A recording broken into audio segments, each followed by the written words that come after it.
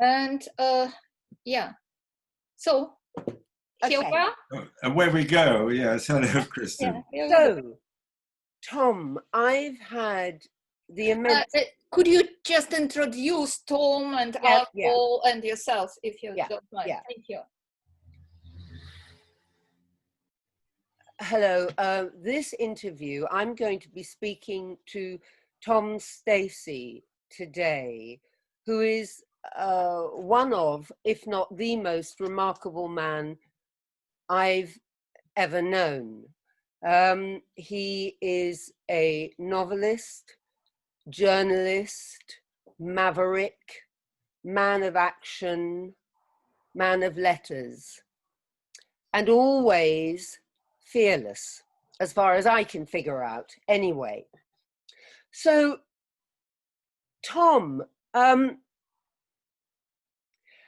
first of all, I want to ask you one question slightly from out of left field, and that is, you were, as we would put it today, born to privilege. And I'd love to know if you think that affected the trajectory of your life. I mean, your life seems to me to have been characterized by what I said at the beginning, fearlessness and a sort of maverick quality, or more Renaissance man, more, I mean, I think of people like Patrick Leigh Fermor when I think of you, and people who straddle two sides, you know, as I said before, letters and also action. And it interests me that you remember when you won, if I've got this right, when you won the Correspondent of the Year award, I think that year Rebecca West was also given some award. And what you share with her is the fact that she also was an inveterate writer from the age of 16, was writing journalism. And she also wrote several novels. But then there was that one extraordinary book of travel, Black Lamb and Grey Falcon, you know, which is about Yugoslavia, which is about Yugoslavia, but also about everything else. And in the same way, I think Tribe is also that. It's a book ostensibly about a small African tribe in the mountains of Uganda, which you discovered, but it's also about everything else. It's much bigger than just that subject. So, first of all, I started, didn't I, by saying, do you think that that privileged background that you had any bearing whatsoever? It may not have done on the path or the paths that you have taken in life. Well, the privilege factor, Kristin, didn't amount to very much. I mean, we're not terribly well-off family, sort of upper-class family, landed gentry, which is no great, you know, lots of landed gentry around. And therefore, I was always unworried by status. That never entered my thinking, which I think it does affect a lot of people. What I was privileged by were certain serendipitous events of my life, like being evacuated to the highlands of Rannoch during the war, which was completely marvelous, and when I was Huckleberry Finn from the ages of 9 to 13, and that was a wonderful thing. But I very early, I mean, I always had, so I simply had, without actually sort of being able to, realizing that I had it, as it were, the desire to create. And for a long time I thought I might be a musician, but I was writing sort of essays. I remember my first essay was on the lapse, which I wrote, that people call the lapse, as you know, when I was 6. Naturally, a lovely nanny. I was brought up by a sort of a grandmother figure, like Churchill's Mrs. Everest. She was 60 when I was born, and my mama was not really interested in sort of rearing small children. I obviously had the need very much to express myself in some way, and that was there, and I thought sort of came very quickly good with words, and then it was really a question of stepping to the sound of one's own music, as it were. If you presume that that is how everybody else lives their life, you just sort of do that, and therefore the need to write. I was writing a lot of poetry when I was 8 or 9. In Rannoch I was writing poetry, and never quite stopped writing poetry, and for time in my middle teens I thought, well, I'll be a poet when I grow up. And then things kind of blast upon you, and you'll get sort of shunted apparently off course. So the actual trajectory of my activities, I've had 3 professional activities. I was briefly a soldier, of course, we all were, doing our national service. And then I was overtly a newspaper man, but then I took time off to live with the Bakonzo tribe, as you mentioned, 66 years ago, from several months, which actually dug me into them and their life and all that they came to mean to me. But I was on my own cloud 9 at that time, then returned to the vigorous competitive activity of being a foreign correspondent. And then I later became an entrepreneurial publisher in the Middle East, which is an area I already knew a certain amount, so I got deeply involved in all matters Islamic, and from, as it were, east of the Mediterranean. And that brought out a lot of fiction from me. And I didn't kind of oblige myself to write, but I thought, well, a story is coming here. There's something to be said here. That I've always got to have the conceit that I've always had. I mean, every now and then I get the conceited idea that I've seen something about the human condition that nobody else has quite seen. And when that comes upon me, it never lets me go. It comes by the heel, like Achilles, he got his heel got caught. And I therefore have to write the story sooner or later. I'm just about to release 14 audiobooks of my long short stories, which have been published over the last 30 years, all among novels and other books like Tribe on the Bakonzo. But they've all started with a kind of niggle somewhere. Hang on, I've seen something. Nobody's got this quite right. Or there's something important here. Or something quite extraordinary has happened. And this does need an explanation. I mean, we're moving off course here. But I mean, the intriguing thing is during the war, when I was a little boy, the war lasted like 9 to 15.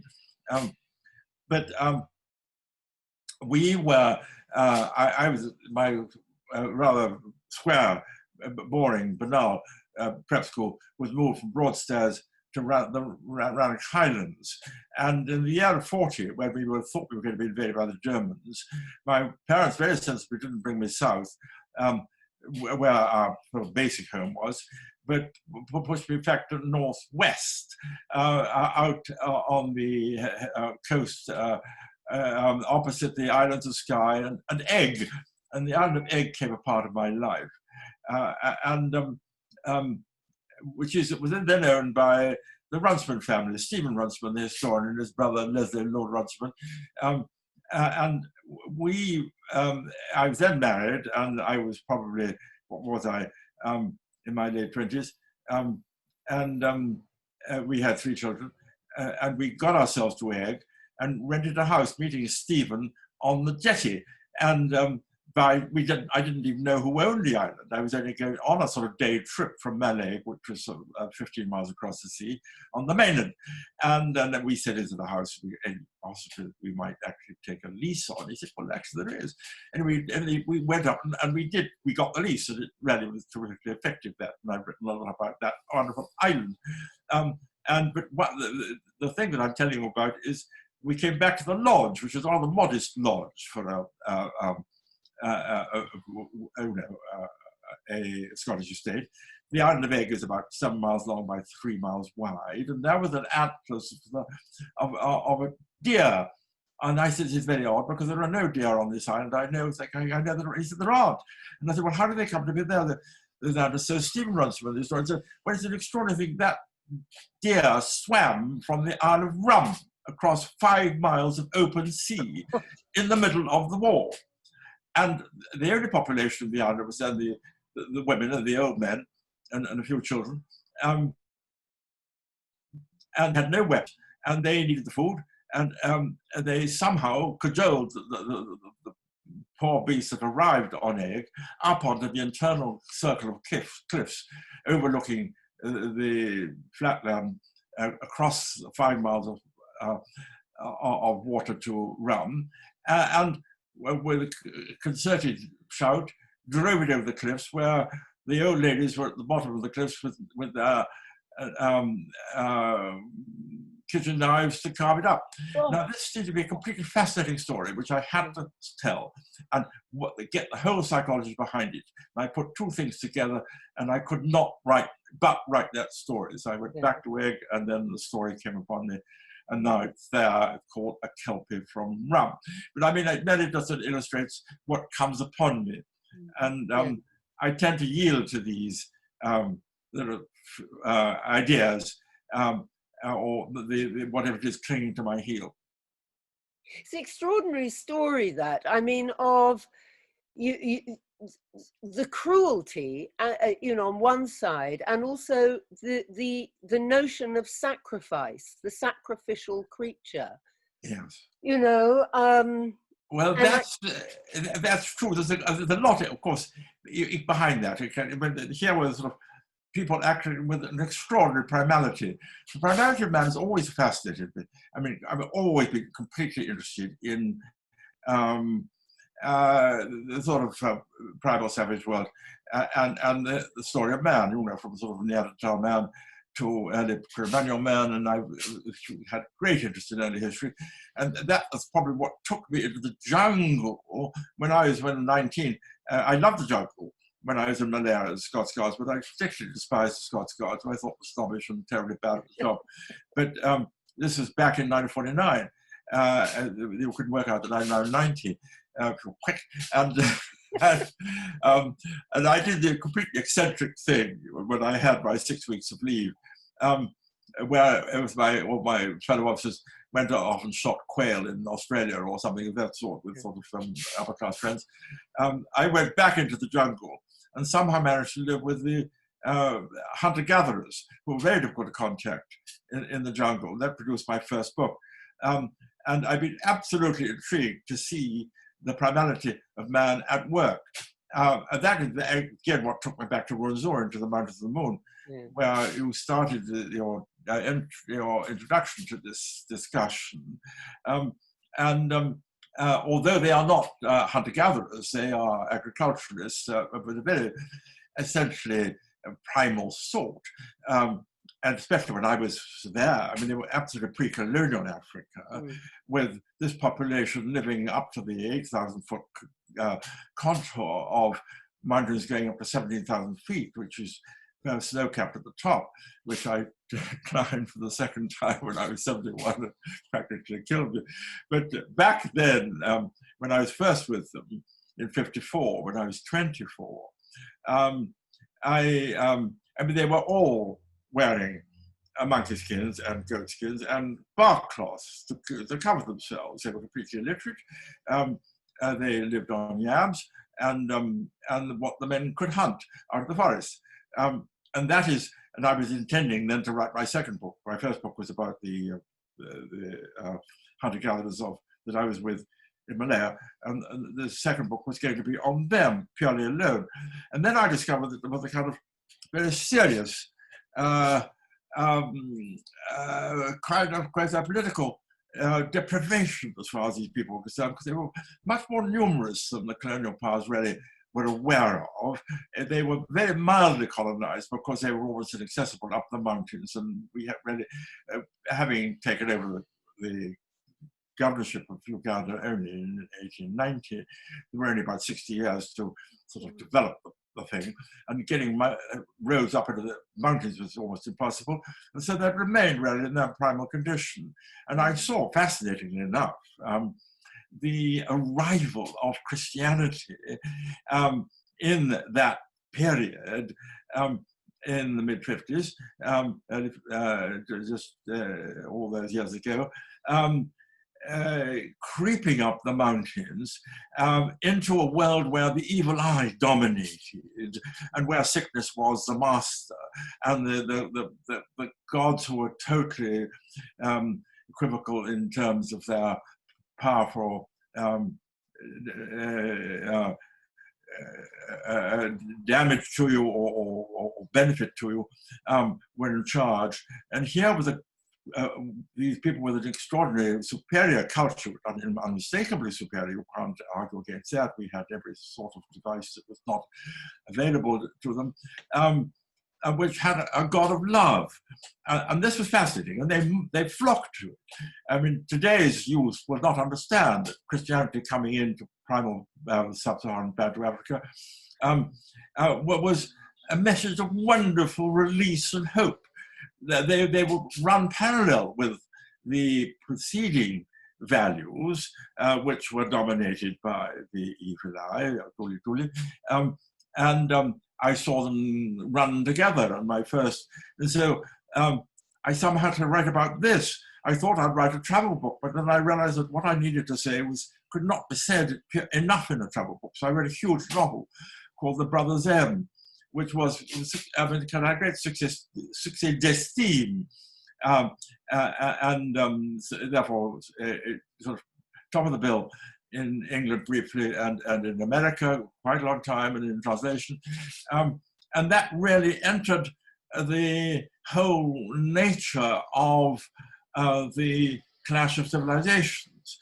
And a part of the story was the return of a member of the tribe whose father was of the sophisticated Baganda people, already sophisticated from the early part of the century, or the late 1890s, and a local woman, to discover the twin of his mother, whom he had lost earlier, and who was of this tribe, because he was actually a welfare officer in the very early colonial structure among the edge of these people. And it was discovered, in fact, that she was there, but she had been expelled for having had twins, as having therefore committed adultery with the evil spirit, and had been expelled and was living alone in desperate sadness and misery in a single hut on the mountains. And that was pivoted around that extraordinary event. This needed really a deeper explanation, so that I went into this in all. I mean, the novel, it's a 500+ page book. So one thing leads to another. The meantime, while I was writing that book, I was back in the mainstream of being a newspaper man. And then it so happened that, of course, the decolonization period began with energy right at the end of the 50s and in the early 60s, and I covered all of that. And that therefore took me to a huge number of countries, 128 countries I actually wrote from, but hugely in Africa, all of which I saw in both, not only the British, but the French and marginally the Portuguese. The Spanish had a little bit, but the French and English and Belgian above all was an intriguing and in a way terrifically fraught and agonizing experience to see the ineptness of the decolonization of our fellow metropolitan colonial powers. The British are vastly better and vastly the most responsible of the colonial powers. I saw absolutely with my own eyes. This has never really been told. But I therefore did have very close experience, and I was able to break off at various times to return to my tribe. And then when I became shifted professions after the end of empire, and I felt that that story's been told, and I thought of going to politics, but with the diminution of British power, that made that less interesting. So I became, I reinvented myself as a publisher, and I succeeded, blessedly, not immediately, but we had ups and downs, but fairly soon in the Middle East, which got me deeply embedded in the complexity of Islam, and which is, not wholly colonized. Above all, the central country of Saudi Arabia was not colonized at any point, and that brought me a new vision on the interaction of races and religions, and the nature of how civilizations can be built to stay. That now still very much occupies me, as you know, and I've been drawn very deeply into the nature of the working spirit of man inside, alongside man, the fabricator, the man of spirit.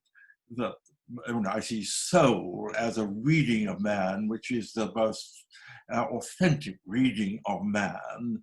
Man sub specie eternitatis, in the light of eternity. That's all in all of us, even those who proclaim to be atheists. They cannot, of course, no sensible person can really say they are an atheist. So that kind of say there's no such thing as a mystery on as to the reality of creation.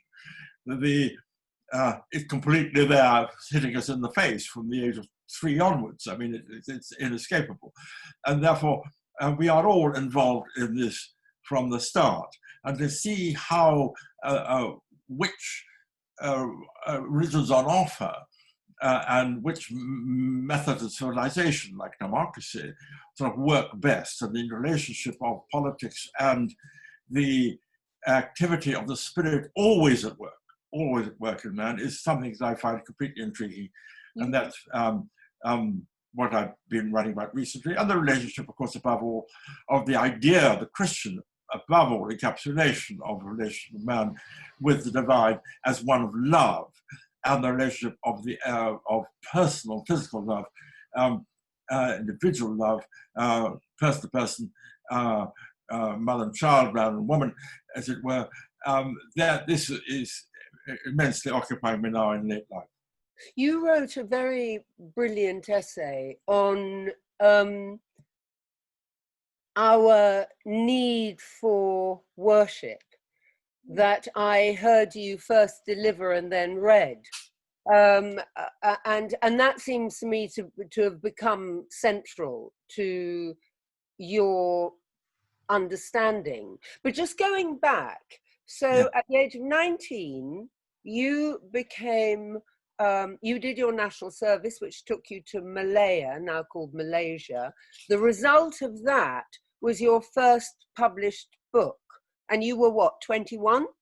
Well, I read it really when I was 20, right? And then because you hardly realize I've written a book. I was writing like mad while I was with my Tamia Aborigines. Essentially, they were one of the 3 group of living their long huts deep in the rainforest. And existing absolutely untroubled primal life, except intruded upon by the fact of war to some extent, which was the war with the Japanese, and they were needed by the British security forces, who were facing essentially Maoist, although Mao has not quite arrived. He arrived in 49 in Peking, but essentially it was a Chinese communist movement who had hoped to take over the colony after the end of the conflict between the Japanese and the Western powers. In fact, they failed, and we countered it with our military, and therefore there was that degree of intrusion. Yes, I remember that was an absolutely seminal source for me for inspiration, understanding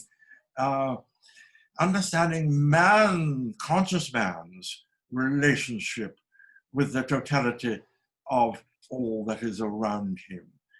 Fascinatingly, to a jungle dwelling, a rainforest dwelling, or probably an Arctic dwelling. That is their world. They know of no other world, and they are absolutely at one with it, and at peace with it, and in accord with it, and working with it. They might hunt the game, but it's but one reveres one's quarry. And life is thus wonderfully commonly integrated with the total environment. That is their God. This is the natural condition of man, is to be at one with all that he, as a conscious man, can conceive of. Now we conceive of, the universe, which is illimitable. And therefore we have the further sort of indefinability of the mystery. But we have names, we use names, we have to use names, and the act of worship, of letting go into self-loss, is the vital thing, as I've come to realize. It is what it is all about. The first, what it's all about, dear Kristin, is that first beatitude. Blessed are the poor in spirit, for theirs is the kingdom of heaven. Probably the most, if not immediately one, what is this poor in spirit? The poor in spirit. The poor in spirit are those who really count themselves for nothing. This is completely contrary to the legislative life that we're lived, and we're offered by advertising, by politics, and by democratic politics above all. It's got a built-in self-contradictory element in it. And we are in a bit of a fix here, and we've got to get beyond that. We've absolutely not got to see our solution in politics, least of all, above all, the economic, ideological politics like socialism, which I abhor, because it is totally destructive and indifferent to man as spirit, as Marx himself said. But I mean, all politics really is on the, at an inadequate level. It's a mechanism to keep life going. Where we can express it is in worship. The way we worship best is probably through the arts. And wonderfully, of course, in music, as you and I know, but not least in your own profession, in drama, and in literature and in poetry, and therefore all the arts. I mean, from tapestry to Bach is what we can worship through. I think, but what we do need to know that we are worshiping, to let there be that actual purity of it. One can't sort of wrap it up, have one's recordings of one's favorite bits of music, as it were. The Bach partitas, let it be as spiritual as that, and shove it on the shelf and sort of put it down when we feel like it. It's not like that. It's got to live within us. And therefore the act of worship, and I think regular worship and regularity and routine and the monastic routine should be in all our lives. And it astonished me that these things, I think, were understood primarily from the pre-Christian Christianity, which Augustine of Hippo refers to. Augustine of Hippo of the 4th century, from the North African territory, where just at the end of the collapse of the Roman Empire, was aware of the essential spiritual understanding of what the figure of Jesus, whom in a way man has quite rightly chosen to elevate to a participator in our Trinitarian God. But we need words. We've got to have some words. And we've got to have our narrative. We've got to have our mythology. And the significance of a fact against mythology is really neither here nor there. If it works, Jung got this right. And it is spiritually releasing, and we can reduce ourselves to obeying that first beatitude of being totally poor in spirit. Meister Eckhart, whom I greatly revere, I mean, gets to the point where he comes near to saying, I can't go on with this particular sermon because I shall next be saying that on entering the presence of God, I become God, and that is not permissible. Indeed, it is not, because the I's got to be lost, but that is where the true bliss and the true elevation of creative man lies. Creation itself is a terrific release if it is a serious creation. Creativity is a great gift, but therefore we are working towards, through consciousness, self-elimination, towards self-emptying kenosis. I'm reminded, I was in Wales with you when you discovered that photograph that you had taken of a very young man, a tribesman, and you had written a short story about him and how he, because he joined what should I call, administrator momentarily, he felt himself to be eternally exiled. You're quite right. Yeah, Kristin, it's a totally seminal story there. Thank you so much for remembering that. Indeed, Nganga. Now, he was a wonderful fellow. And I had, while he was in my mind, and I met him when I was just 20. I was, I think, a month after my 20th birthday in the jungle. And he was a man of exceptional ability. And he'd been spotted by this wonderful Dane who had been an anthropologist before the war, had learned some of the Aboriginal languages, one particular one, this one, WR, and had naturally regained contact with them right just before the end of the war, being dropped in parachute. While we were pushing the Japanese back, the European war ended, we were pushing the Japanese back when the bomb dropped and the war suddenly came to a sudden stop. And therefore he had these links, and that was obviously intrusive. But that's one thing. One intrusive figure, actually, another anthropologist, Pat Noon, had actually married one of the Tamil Aborigines, and during the war, they found his alienness unbearable and almost certainly quietly murdered him during the war because it was uncomfortably intrusive. Their world was the rainforest, totally, except up at the sea when there was another sort of reality which they just perhaps only heard of, but knew of, but nonetheless the way of life was identical. And indeed, this was an extraordinary assignment that I got from Anglo-Russian, who was then based in the eastern coast of Malaya, or Peninsula Malaysia, as we now call it, and asked me if I could visit these people. I came across this particular figure.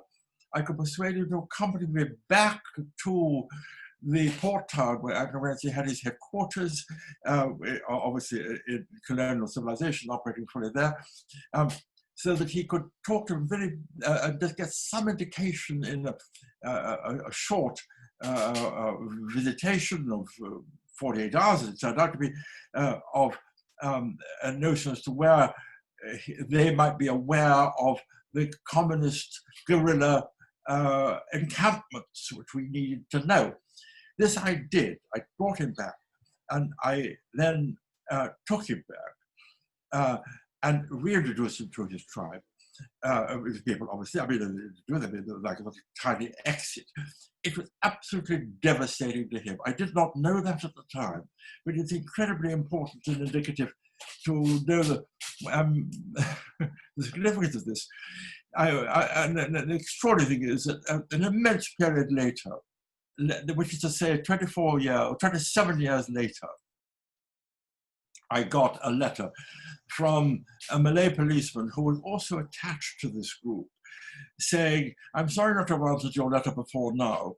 The letter you're referring to, I had written 27 years before. But I'm, I have a friend coming to London who is, I'm now working in a bank, he said, the Bank Pont de Londres is in Singapore. You're the only person I know in England, and could you look after him? He's doing a course on letters of credit. And this made me discover that this chap was, in fact, still alive, that I'd known there, this policeman, and he was then actually, as it happened, working in the eastern part of Saudi Arabia, which I was visiting constantly. I was restored to him. You don't look at this, it's 27 years after the period that I'd been out there in Malaya with him. And so I rediscovered him, dug him out, and then stayed the night with him in his very primitive house in Al-Khobar. And we talked about everything late at night. Before I went to sleep, I said, "Oh, what happened to Nganga?" And he said, oh, they killed him. And that was absolutely devastating. And then I realized what had happened, that he had gone back, that he was contaminated, that he had become a subject to forces that they could not contain or grasp within their community, that while he was a prospective leader of the people, he became a prospective alien, and within a few weeks, as I learned from Haji Amaran, whom I'm talking of, they isolated him, or he isolated himself, and they blowpiped him to death in a swamp in the middle of the jungle. This story had to be told. I've now indeed I told it, and I've now recorded it actually, so it's available. It's extraordinary, isn't it? I mean, it's incredibly indicative of this. Yeah, but it's also it's another sacrifice. You know, you started off by talking about the deer, and now we have this man who has, as you say, become contaminated by his connection to the Western people. Also, that's right. I mean, if they feel they've got their truth, this truth is incredibly precious. I mean, they don't realize how delicate and fragile and frangible and corruptible it is. And then suddenly something comes upon them and they realize that, my gosh, can this truth be taken away from us? It's a very interesting point, Kristin, I think, this one. There's an esoteric factor to our religion here, which is not, I mean, we want to see Christianity as a mass religion. The truth is that the core of it has to belong really to only a very few of us. I would suppose that you and I know you and deeply devoted to you, as you know, are really of that esoteric center. But it has to be terrifically tightly held. Otherwise, it gets banalized impossibly. And you know, you're into Mrs. Alexander, all things bright and beautiful, and you're into routine and the Church of England being the Tory party of prayer, as it was considered when I was young, this sort of thing. And you're hopelessly you become petrified, made rock and solid. You can't move. You're not alive. You're not spiritually at work. The whole business of the spiritual life is that it is absolutely at work every day of your life and is new every day. And this cannot be so. One does notice when the Jews, I mean, they were, in modern terms, completely and totally and unashamedly racist in their possession of their truth. It's completely evident in Exodus. It has to be always the great prophets like Moses were saying, watch out that it doesn't get contaminated and get reinterpreted and so forth. And this, of course, is the appalling offense of the Samaritans, because they got a skewed version of it. After the intrusion of the Assyrians taking the 10 tribes in the 6th century BC. And that is awful. And it's always going to be really esoteric. So there's always got to be that monastic core, I think, to our religion. And we've got to have access to it, recourse to it, and understand that this is in the hands of the few. And there's no swag about the few, but they are the bearers of our... But given what you've been saying... I've got something right, can you hear me? Do not allow in front of me. It's gone. Okay. I'm trying to get rid of don't change. Don't change. Here we are. I've eliminated something. I was just thinking, I was just wondering, are you all right? Can you hear me? Yes, I can now see you, darling. Given what you've been saying, why do you think Isaiah accepted you and loved you and worked with you? Well, yes. Well, this speaks well for the interface between the Bible Church of England intrusion into Uganda. The first white men in Uganda were the century Speak and momentary Burton 20 years before, but the real first significant intrusion, that they were trying to find the source of the Nile. Speak got it right. You're saying about 1880, 90? Are we talking? Sorry? Is that about 1880 or 1890? Speak was roughly the late 60s, as early as that. Yeah. And then really, we only sort of got our rights to Uganda because Germany had the sort of colonial presumption of suzerainty there. But in 1884, under that treaty, it fell to Britain. We swapped effectively all that part of Africa, the great sort of Equatoria, that was a kind of geopolitical entity which doesn't exist anymore, for unbelievably for Heligoland. We did an amazing swap that Salisbury did with the Kaiser, and it was astonishing sleight of hand. But so the missionaries came in 1883, and they found an extremely corrupt, depraved kabakarship in Buganda, and wickedly and comprehensive pedophiliac performance by him, and they preached against that, entering, and there was therefore hostility from the Buganda leadership at that point, and a lot of converts were made. The idea of a God of love, but there was a martyrdom of 27, I think, and the Ugandan bishop, the Churchman Bishop Hannington, took place. But that was sort of intrusion of Christianity, which was totally unmoral. There was no settlement. It was essentially religious, and we might sort of replace that cultural. Christianity was, as I mentioned earlier in this discussion, it came really as a wonderful blessing, and was seen to be a message of wonderful hope and release from the evil eye. It was in a few total, but certainly it sort of ran parallel and was a wonderfully valuable parallelism for an enormous quantity of people. Well, Isaiah was a Christian convert, and he was,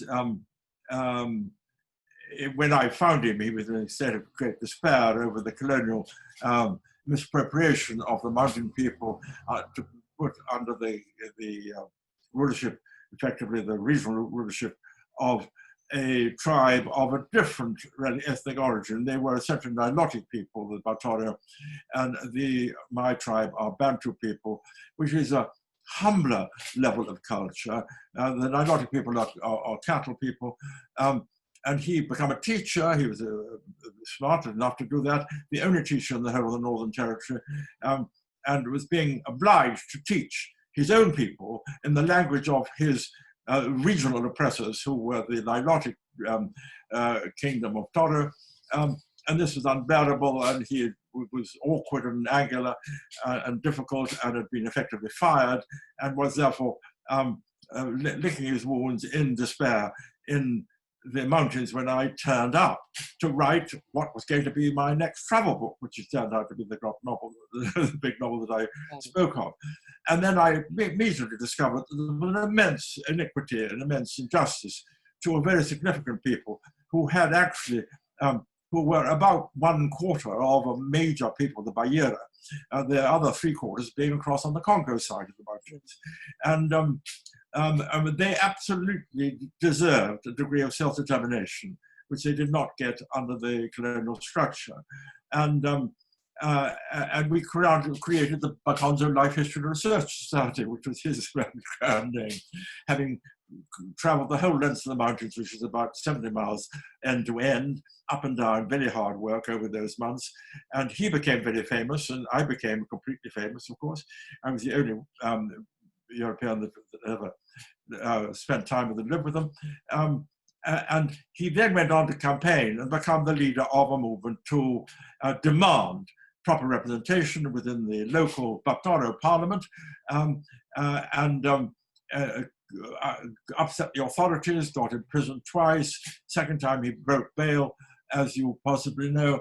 But I mean, while I was there, I was unmistakably a somewhat Jesus figure. I remember him singing an Easter hymn, which we know. I think I was probably the context of that when we were first together, because it brought an extraordinary ray of hope to him that here was a member of the colonial ruling race, but not of the structure, who was absolutely on his side. And then when he broke off and declared and broke bail 9 years later, and declared his own separate kingdom in the mountains in 1962, the very newly independent Ugandan leader, Obote, didn't know what to do, didn't know what they wanted, couldn't get through to the leader of the rebellion, who happened to be Isaiah. And then somebody dug me out. They'd read the Brothers there, and they said, this chap knows them, and including the newly appointed High Commissioner, whom I'd actually got to meet because he was a Western Ugandan man, really quite closely related to my people. And so I was asked to go out and try and settle the rebellion, or ameliorate the situation, which indeed I did do. I was then the chief foreign correspondent of the Sunday Times, and I sort of borrowed from the Sunday Times to do this intriguing assignment. This actually sort of embedded me in with the people. Yeah. But their kingdom really survived, astonishingly, for another 20 years. Therefore, they declared their own independence in 62, before I was called in. I was called in 63. I stopped the fighting very largely. There was the Amin intervening period. Amin they quite liked because he understood about ethnicity. He was very good on that, and gave them certain concessions. And then the son of my companion, Isaiah Mukarani, who features in a major way in the first book, Charles Wesley Mumbere, then took over. Or at least the tribe created a regency with extraordinary efficiency.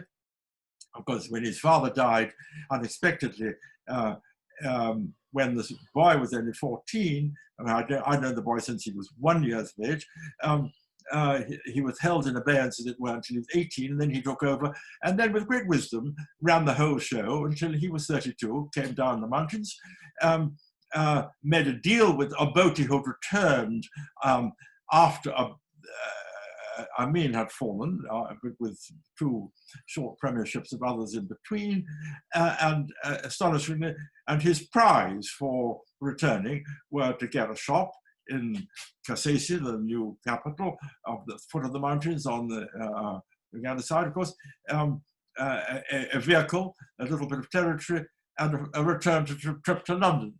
the return trip to London was to see me.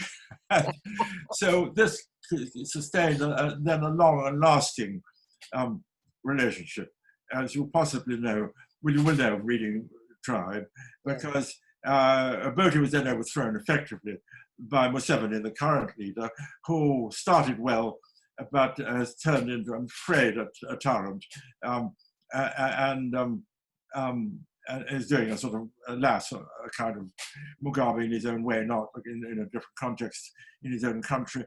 While acknowledging the authenticity and authority of Rwenzururu, of these now roughly 1 million people. I mean, they're getting off 1 million people up there. So they're not all that small a tribe.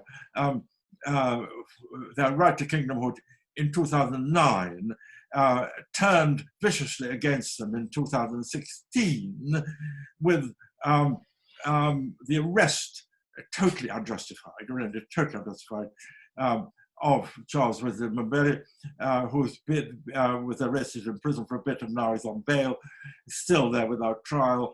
The murder, assassination, massacre of 87 people in his palace compound, and the imprisonment of 202 people, of whom 5 have died in prison. And I'm in touch with the International Court of Criminal Justice in The Hague on this issue. But Museveni, starting well, some of the old reputation clings to him, but I'm afraid is in a removable tyrant, blind to his own abuse of power. You think that massacre was abetted, or its effectiveness was abetted by an enemy of Charles, don't you? Who was abetted? I'm saying that that massacre was implemented, or at least the implementation.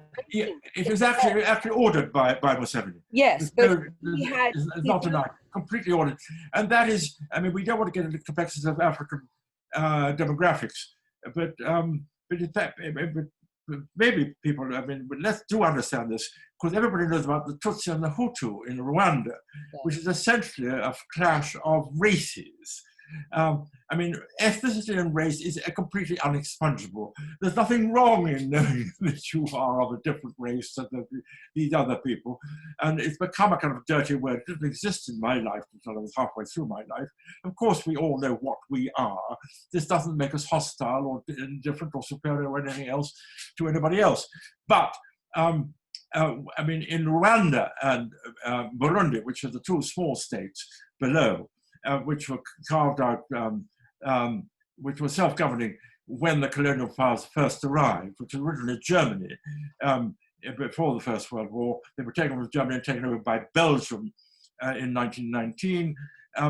And in Rwanda, there was this evidence, I mean, very clear example of the Nilotic, as we used to know them, cattle people, known as the Hema, in the form of the Tutsi, who were taller and darker and probably more collectively capable and certainly more convinced of their own capability, who were intruding and gradually pushing southwards over 200 or 300 years among the Bantu agriculturalists, who are the majority of the people, and became effectively their aristocracy without much strain and bloodshed. Then what, of course, made a nonsense of that was the decolonization by the Belgians, a sudden flinging of, by international demand of those days in '62 of democracy, which is where suddenly everybody's got to vote. They vote tribal, they vote racial.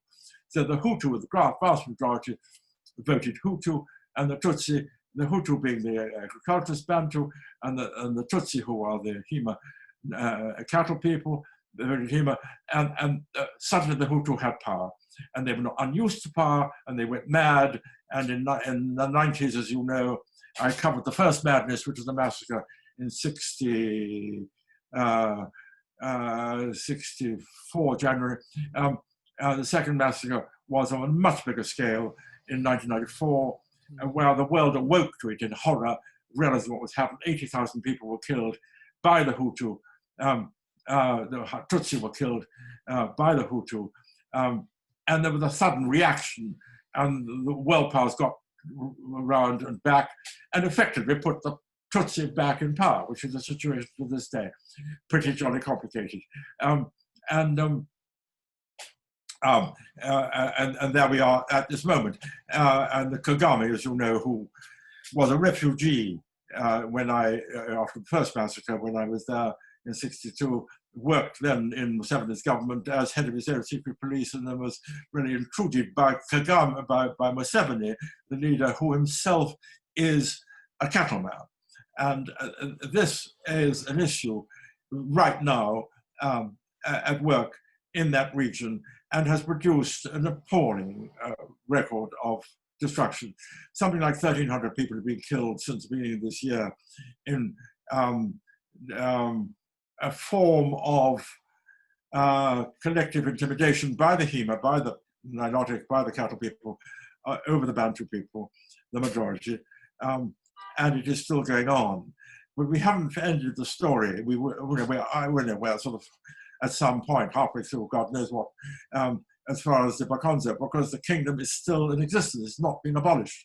It won't go away. It existed alongside the Baganda, the Batola, the Basugo, and the Banyoro.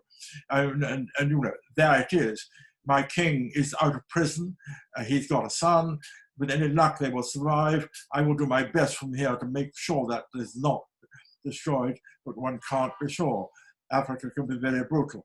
And there was a completely ruthless massacre by the UPDF, the Ugandan People's Defense Force, which is the army ordered by Museveni to destroy the credibility of the kingdom, burn down the palace, the reverentially built meeting house. I was in the country. This was literally 3 weeks before the massacre happened, so I know the thing was totally gratuitous action by Museveni himself, a Hema cattleman who wishes to establish Hema cattleman sovereignty in his own country, where they are in a minority, of course, as exists already in Rwanda and also Burundi and in Eastern Congo. That's what's all that's about. And the first story that I'm releasing today, actually, called The Death of the Flesh, does describe a part of that story. But we have to be watchful and loyal. I can't go back there now. I would have an unfortunate accident if I did, but I'm waiting to go back. And I just hope that I can outlive the current tyranny. It's interesting, isn't it? This, you know, so often it comes back. I mean, you were talking about race and ethnicity and a lack of respect for those things that, you know, in the present day, what we have tried to do is sort of smooth out, eliminate differences, hoping that that would work better, but it doesn't. No, you're completely right. You're absolutely right, Kristin. I mean, it is quite the opposite. The more confident you are as to who you are, the more you are welcoming to other people. I mean, this is the way it is. Only if you feel threatened. And of course, it was only in the kind of working classes when you got a sudden influx of totally strange people from Bangladesh that you got the hostility. And where there is that confidence, but what is kind of completely so seldom expressed is that the whole creative urge in man is always of the essential usness, which is a loving, comprehensive, and welcoming usness. I mean, take music. I mean, it's so, what is Dvorak if he's not a Bohemian Czech? You know, what is Sibelius if he's not a Finn? You know, everybody, I mean, Beethoven is a Rhenish composer, I mean, or Viennese. I mean, we are all completely rooted in that the way in which we see ourselves, the smell, the sound, the humor, the kind of unspoken intimacy is what makes us. This is what our being is. We've lost the nature of being. I mean, the sense of being is sacred, and that is built in, as you can see, particularly in our own Bible, heaven's sake, in the Jewish story, very tightly held to the Jewishness. And of course, Jesus was Jewish. And it is in that context that we have got the wonderful blessing of Christianity passed down to us from our Jewish inheritors. And it is that, again, esoteric centrality of the vision of, above all, Abraham, of the unknown God, reiterated by Paul in Philippi, was it essentially, that, tightly held, deeply, almost unexplainable in words. I mean, we move out of words into ineffability, or possibly into music. I mean, everything pivots around, doesn't it, really, acceptance and love. But I suppose the fact is, in the past, the balance of power has always been with the white European. I mean, and now, of course, we're witnessing these protests where, what lies behind them is a genuine sense of a people or peoples having been stifled, not having been able to live to their full potential. So, but I'm not quite sure that we be careful what we're talking about here. I mean, there's an American situation, which is totally, in fact, distorted by the reality of transatlantic slavery. Yeah. Slavery continued, of course, on the other side, organized by typically by very effectively full-blooded African, by the Omanis, and continued right up until it was abolished in Saudi Arabia in 1962. I mean, it's as recent as that, slavery was ended there on that side. The plantation slavery was grotesque. It was indeed, because African slave dealers on the coast of what is today Ghana or Sierra Leone or whatever, selling to European traders, of which the English were a major one, above all with colonial presence in the Caribbean, and of course into the southern states of America for sugar purposes. And it was it is that inheritance that we are, humankind is suffering from at this point. And of course, the self-view of the Negro in America was depressed by the fact of slavery. The fact of slavery comes out of the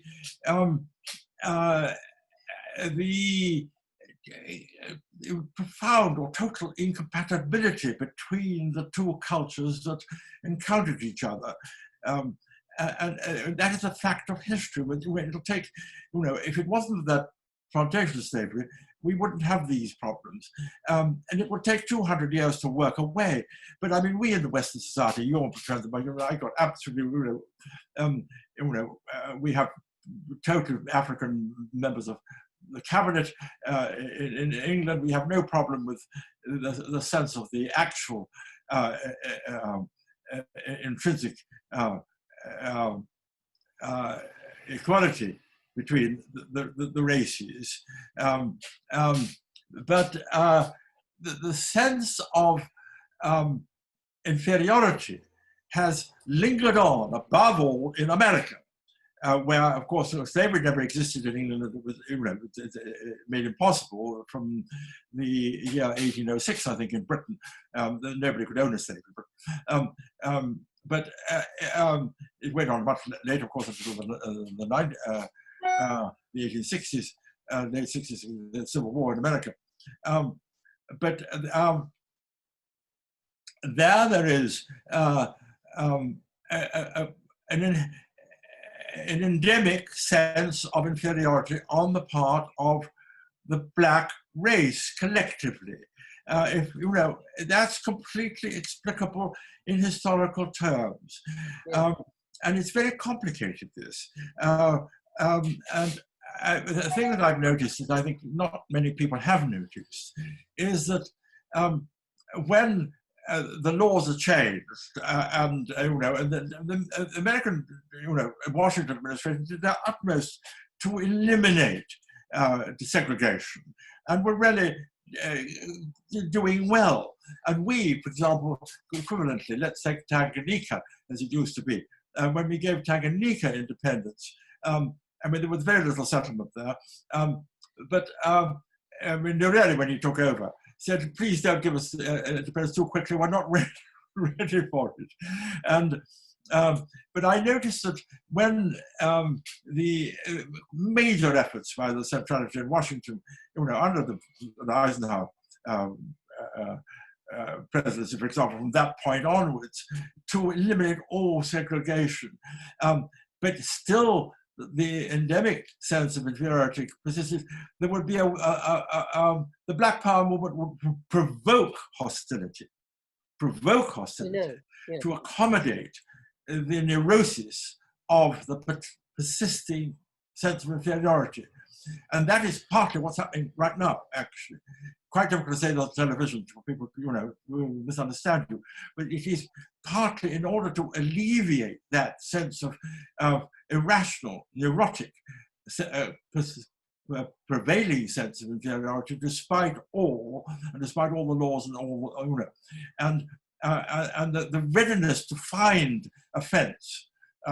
Well, there is sort of really none. I mean, George Floyd was one thing, that was an appalling, ridiculous murder of you know, an admitted armed robber. Nobody knew that at that time. But I mean, it's there is a manufacturing of a justification for that sustaining, not yet eradicated presumption of inferiority on the part of the collective black races. Understandable, forgivable, and of course gone at the higher echelons. I think, I mean, it'll take, you know, 2 or 3, 4 generations to eliminate completely. And we're essentially in my society in England, your society in England, it's completely London. It's gone. It's not there. But we do import some of the problem from the former slave-owning territories, like the Windrush people, for example. I think the thing is, though, that, you know, one can talk about a sense of inferiority, but it's been encouraged, I mean, by the fact that it is difficult for a black person in America to change the arc of his personal history. You know, it's very, and they are not, you know, they tend to have fairly rotten housing. Their hopes in life are not particularly great. Well, I mean, you said that, but I mean, we have had Obama. I mean, Obama was, that is true. You know, physically, really, very much a black man. And I mean, he did exemplify that. I mean, he was half white, but I mean, in fact, he was, and his father was Kenyan. But I mean, therefore, I mean, it's. I mean, I think one. And if the self-view is a major part of the aspirational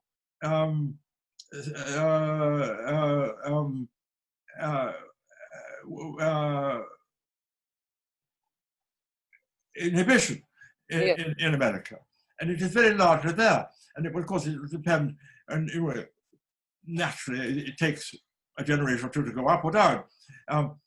But clearly, I mean, many fully sort of Afro-American have made it to a total equivalence in terms of respect in American society. but it will take time to work out that, work through and work out.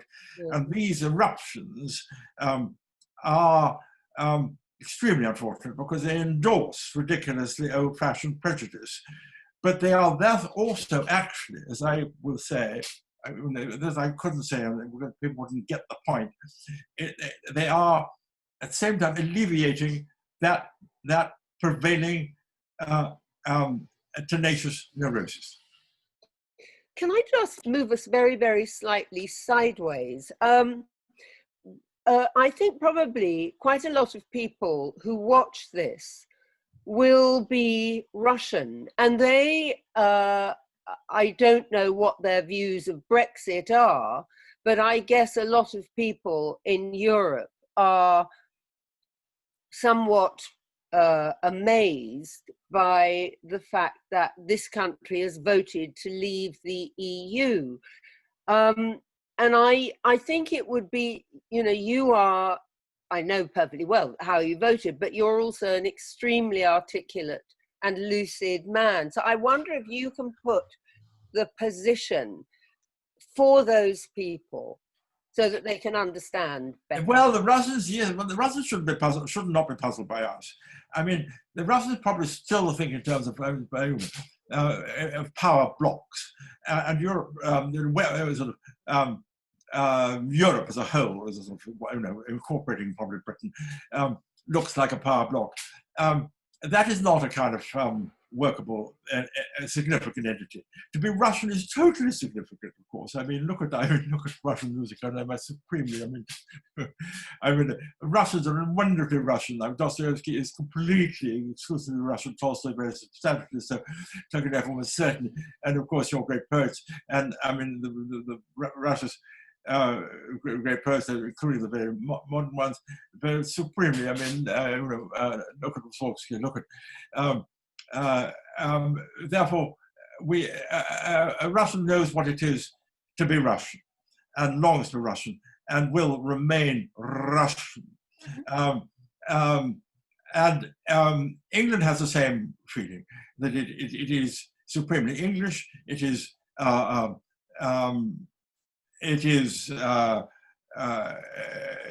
geographically a part of the European geopolitical map, but culturally it's got its own language, got its own structure of the prevailing religion, and its own cultural history, formidably exemplified by the master of your profession, namely Shakespeare, and we have to be ourselves. I mean, there's nobody. It's an enormously significant factor in our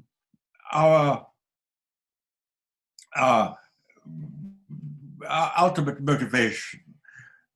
There are certain things that you and I would die for, just as your mother would have died to keep you alive, just as we would, and in my lifetime, growing up in the war, I would absolutely understand what dying for my country means. My country is completely, I don't need to explain it, it is inexplicable, it is there, it lies before us.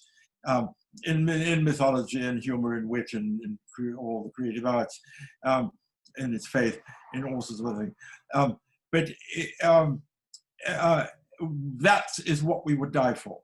I mean, this is very significant. It's almost certainly if we are challenged as a we, and we are an island, and we are identifiable, and we are geographically identifiable, and we are culturally identifiable, and extraordinary people would they would immediately rally to the flag. The suicide rate drops completely when we declare war. People are lifted out into a new form of allegiance which they had forgotten about, and which raises them to a dignity of self-sacrifice. And as I've also indicated in the early part of this talk, self-immolation is the spiritual goal, whether we know it or not. So we die for that which we love, and we love our country, we love our children, we love our family, we're lucky we love our lover in the man-woman structure, and whatever it is. Therefore, Russia, to be surprised, is misreading Europe sort of collectively. I mean, Russia had no business invading or holding on to what they had captured in 1945, and the whole thing fell apart, of course, in '89 in a mess, and Russia will reconsolidate, and under probably a more sophisticated leader than Putin, regain its dignity and authority and stature as a major cultural contributor to the culture of mankind. But Tom, what I notice is a shift from, whereas my parents' generation would die for their country, I don't think my nieces, in other words, the children of my brother, would die for theirs. I think there's been a massive shift. Well, I mean, don't forget, it depends on what the threat is. I mean, we are not really, I mean, to some extent we were threatened, yes, we were threatened by European takeover. And I think it would, I think that it will end in tears. I think that the European Union will end in tears, just like the Balkans did, just like you can't invent collectives like this. They don't ever work. They never endure. I mean, look at the Five Nations or whatever it is that were created by effective Woodrow Wilson. Ended in appalling tears and bloodshed. Yeah. And this could happen. And to get Macron as president of a genuine European nation which doesn't feel it's will end in a mess. So we are not threatened. But wait till we till we are threatened. But let's hope that we don't have to be threatened. But if it comes, it'll everything changed. I mean, before the war in 1934, was it 34? The Oxford Union voted, would you die for your country? And the vote was in 34, not, we would not. I mean, that was, so we thought we were out of it. Exactly. But sure enough, that gave the green light. By 39, we were back in it. And by Jove, they rallied to the flag. Yeah. Yeah, you're right.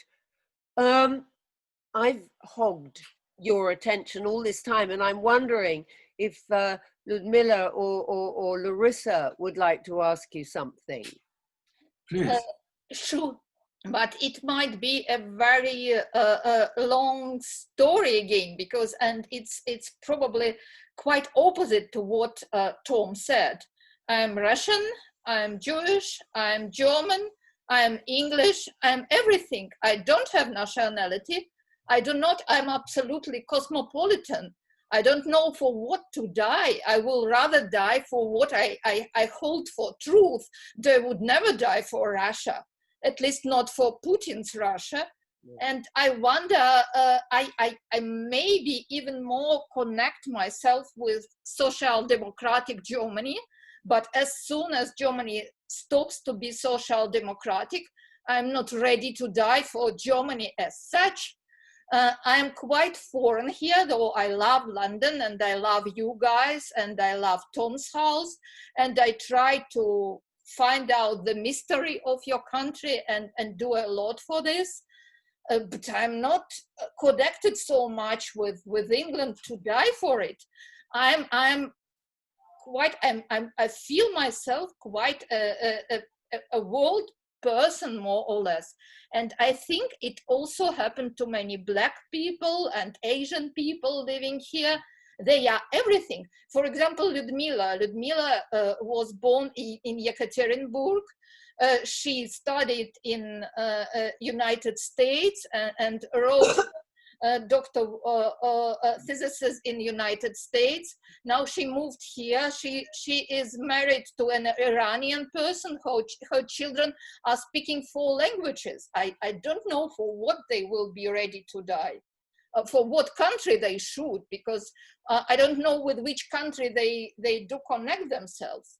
what to do with this new way of living, of thinking, with this kind of individual.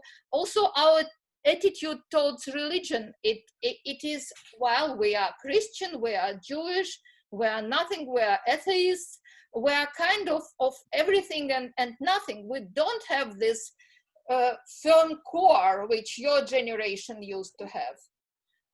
And I'm afraid that it's happening through and through. Larissa, you are wonderfully déraciné as a person, but by Jove, you're a completely distinct, active, wonderfully contributive cultural factor. And that is what you would die for. And that which you represent, the usness of you, is, you know, totally recognizable in Hampstead, but Hampstead actually happens to be in England, insofar as whatever it is, you know. But there is completely that which you care about at total depth. And if you saw that being threatened by whatever force or entity or ideology, you would die to defend it. I'm perfectly sure, completely so. I mean, well, the actual ingredients of one's blood. I mean, there's no. I mean, we're all brought up in a place. We're brought up in a certain structure of ideas and a certain association of place, climate, and community, which makes for usness. So it's usness that is, you know, we're at the center of an immense range of concentric circles. But I mean, one of those circles obviously is something like language, which you have completely in English, of immediate recognizability socially, which you have in a probably wider sense, living in England, so that at any given point, any one of those circles can come to count for a great deal. I mean, sort of, you know, in 1940 for me, it was distinctly, among other things, very much territorial.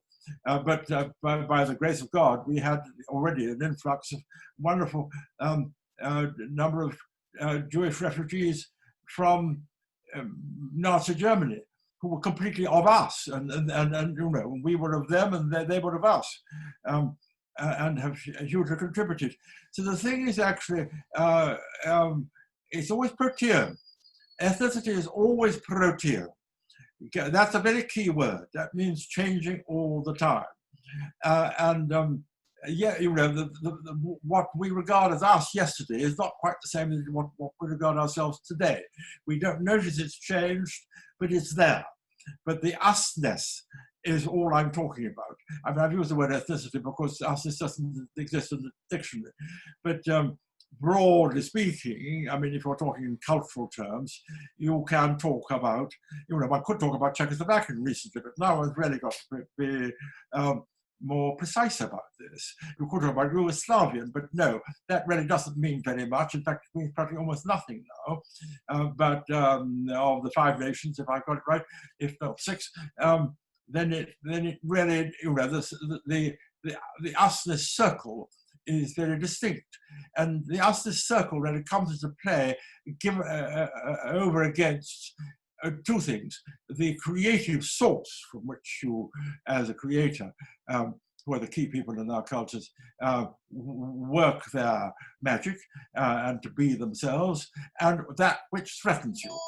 So in that sense, there is a contrary re-emphasis of usness. Do I hear a bell? Well, I will die for connection. That's why I called my our club the ARC. Did I anyway answer your question? Die for connection. Yeah, kind of. I will die for connection. I will die for connection with Great Britain. I will die for Europe. Well, I will probably not die. I'm not going to die for it. I'm going to live for it and work for it. But that's why Brexit is so painful for me, because I don't want my beloved country, England, to leave my beloved Europe. And exactly because when I cross this border between France and Germany, this border, which is covered with blood through and through, I don't even notice it. It's no border any longer. It's a connection, and the people on the border, they speak both languages. They speak German, they speak French. They don't mind, and you don't notice this border any longer. It's common culture, kind of. Well, I would, I mean, for example. If I come back on that one, Larissa, I love it. I under certain circumstances, would die for Europe, but I wouldn't die for Macron's EU. Well, yeah. That's a different thing. That's a very different thing. That's the point. Yeah. No. I mean, I think things of great subtlety and sensitivity, like law, for example, absolutely critical here. We have an indigenous sense, and we're very much the inventors of law. We're inventors of the jury trial. We're to some extent the inventors of the democratic, the structures of government by consent. These are very much in our history and blood, and therefore that's rather special. And so we're not going to be told how to do that by an amorphous collective who don't have the same tradition. And in Germany, for example, there's not the equivalent background of sustained justice throughout history. So we've got to be careful here. So there are circumstances in which I would die for Europe, absolutely. I don't know. And if the Martians invaded, I'd probably die for the world. I mean, I completely understand what you're both saying, but I think I think we have a very noble history in this country from that point of view. But what I'm questioning is whether a 20-year-old today knows that, cares that. To start with, a lot of the time they don't know their own history. So I think that very often that's why so many of them want to be in Europe, don't want, I mean, they care, do not approve of Brexit. They want to be part of the homogenous whole. Well, I don't think we wise people who've been well educated by chance and by luck and by perhaps a certain amount of effort should yield to collective ignorance. I mean, it's not admirable in any sense.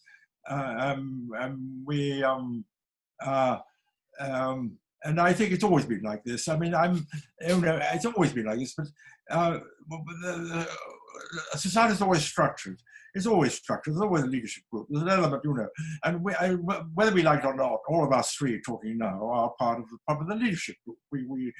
We disseminate ideas, we create, we run cultural groups, we act, we know our history. I mean, I can remember going back, I mean, it's quite significant this, when I was in Malaya, I've mentioned that, when I was 19, and I was out in the jungle with my platoon, 36 men, I was one of them, so it was 35. And Easter was coming up, and I was in the camp, I remember very vividly. I had a sergeant who was sort of a non-commissioned officer, obviously the smartest guy among the others, and a number of corporals, we would call them trained officers. And I said, with Easter coming up, I can absolutely remember the scene in my head at the moment. I said, well, we got Easter coming up in a fortnight. Now Sergeant Mingy said, you keep quiet, but tell me, among you fellows, what does Easter represent? And a lot of humming and puffing and turning and wondering, and not one of them said what Easter was about. They didn't. And yet somewhere it was there. It was recoverable. And they might have said, oh, well, now you mentioned it. Yes. I mean, so the ignorance is probably not as deep as you think. An enormous amount of those 20-year-olds have picked up far more than they probably suppose they picked up. They need to be challenged a bit, and then they realize they've got it, or it's now, or they heard it in the next room. And so we've got to be very careful about that. But it's not indicativeness of a prevailing weakness. They probably look up to social grades, not that they see them as such, as to what they would like to be thinking, or the way they would like to be interpreting. And certain figures sort of strike through into their own idealistic selves. I mean, above all, simple heroes like Churchill. I mean, there's a widespread sort of identification with an extraordinary rounded figure who wrote, who painted, who almost certainly won the war against a major enemy. And therefore there are figures and ideas which cut through, and the church bells, and the simple acts of worship. Yes, Christmas counts, and somewhere among all the parcels and all the rubbish, there is something going on. So let us constantly state the immateriality of Christmas, but let's not stop celebrating. I think that Okay, brings I think we are running out of time. Thank you, guys. Ludmila, do you have questions? Because I mean, I thank you so much, Tom and Kristin and Larissa. You must be really tired by now. Maybe I'll just ask a very innocent question. I'm very glad it's always a privilege to be in your company, and I'm glad we managed to broach quite a few divisive issues and very gracefully, right? And in a very nuanced way. So I'm quite happy. I just wonder, Tom, many people these days say that, well, we are living in unprecedented times, which probably sounds quite ridiculous to you, given your experiences, right? And think that you wrote about them. I just wonder if you feel any sort of living through this pandemic and, well, all kind of crazy things around and being isolated, do you feel that any pulsations of a new book or novel inspired by your recent experience? Oh dear, what? Now, have I got your question? Can you, my hearing is not amazingly good. Put your question in as briefly, probably quite slowly, and I'll have a shot at it. I just wonder whether, well, this strange experience of living in isolation during COVID, and yes, which is probably not so special at all for you, given COVID. the range of your experiences, whether you feel any inspiration or pulsation. Well, absolutely. What a lovely, that's a lovely question, and rather unexpected. And it certainly is true. Well, I've actually been in this big house of mine, and some of you know, more or less alone. My darling wife, now in her 15th year of Alzheimer's, and her carer upstairs, lovely carer from Greece. But myself have been really totally alone for about a fortnight. Just up to yesterday, when I was rejoined by one of my lovely sort of permanent residents here. But that I've enormously valued because it allows for a spiritual continuity, which is not normally available. Mm. Social life is an absolute integral part of our being. We are a collective species. We're a family species. And my wife and I have a huge family, but they're not here. And so that I think that the inward exploratory endeavor, which I'm partly blessed by and partly cursed by, has had a wonderfully uninterrupted flow. My only communication has been with my Springer Spaniel. She understands almost everything. We very seldom have different views on matters. And that, of course, it has actually made me turn to resolving one of those things got hold of my heel, which is come out of the fact of the high degree of religion in prisons. I've been a prison visitor since 1974. I know the criminal world quite well. There's an enormous amount of religion in prison. That is not insignificant. In our poetry reading yesterday, actually, we have a Zoom poetry group in our parish here, which is lovely. but I chose a poem by Yeats, When You Are Old and Grey and Nodding by the Fire, which you will know very likely, which Kristin heard, which is actually a translation by, a loose translation by Yeats of Villon. Villon, V-I-L-L-O-N, was born in 1431, I think, and therefore a late medieval French poet who somehow rose before the age of 32, which was the age which Shelley died, had made his name in France as a poet, but was really more or less on the run all his life. Wanted for 2 homicides. One was of a priest who quarreled over a woman early in life, another later in life, and was more or less a professional thief. I mean, this is fascinating. Now, it's this reconciliation that I've got to, I'm going to turn into a piece of fiction, really, as soon as I can. But that would not have been done if I hadn't been on my own these last 13 days. Oh, thank you so much. So it's been quite fruitful. Yeah. Thank you, Tom. Yes.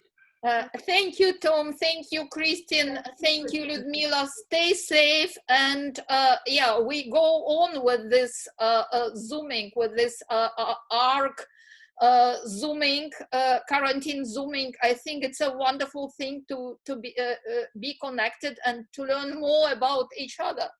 Yes. Lovely to be with you all. Very lovely. Thank you very much. Wonderful. Thank you. Bye.